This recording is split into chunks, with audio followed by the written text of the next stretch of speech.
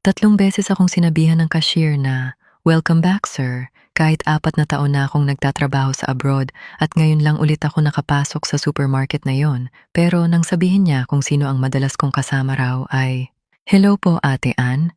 Pakitago na lamang po ang tunay kong pangalan at tawagin niyo na lamang po akong Noel." Hanggang ngayon ay hindi ko pa rin alam kung matatawag ko bang pagkakataon o babala ang nangyari sa akin. Hindi ko akalaing isang simpleng pagbili lang sa supermarket ang sisira sa katahimikan ng isip ko. Kung hindi lang ako nagdesisyong ako mismo ang mamili noong araw na yon, baka hanggang ngayon ay wala pa rin akong nalalaman. 4 na taon na akong nagtatrabaho sa abroad at bihira lang akong makauwi ng Pilipinas. Halos lahat ng kinikita ko ay ipinapadala ko sa asawa ko dahil gusto kong wala siyang isipin habang wala ako. Ilang linggo bago ako umuwi ay hindi ko sinabi sa kanya ang eksaktong petsa ng flight ko dahil gusto ko siyang sorpresahin.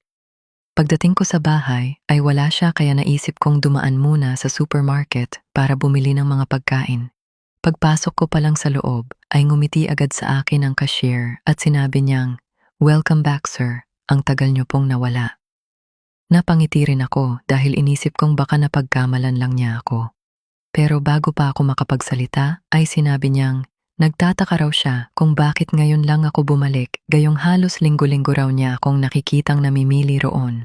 Nagulat ako sa sinabi niya dahil imposibleng mangyari iyon. Sinabi kong ngayon lang talaga ako ulit nakapasok matapos ang ilang taong pagtatrabaho sa abroad. Bigla siyang natahimik at halatang naguluhan. Maya-maya ay napatingin siya sa akin at sinabi niyang baka magkamukha lang daw kami. Pero bago niya ibigay ang sukli ko, ay nabanggit niya ang pangalan ng babaeng madalas ko raw kasama sa pamimili. Pangalan iyon ng asawa ko.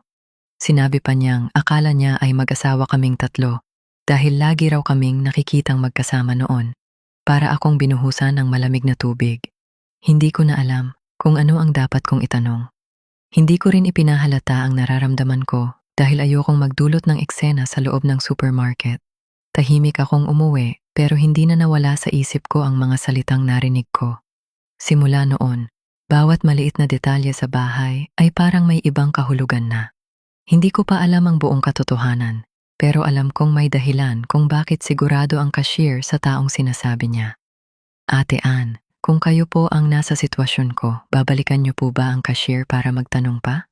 O uuwi muna kayo at hihintayin ang paliwanag ng asawa ninyo bago gumawa ng desisyon?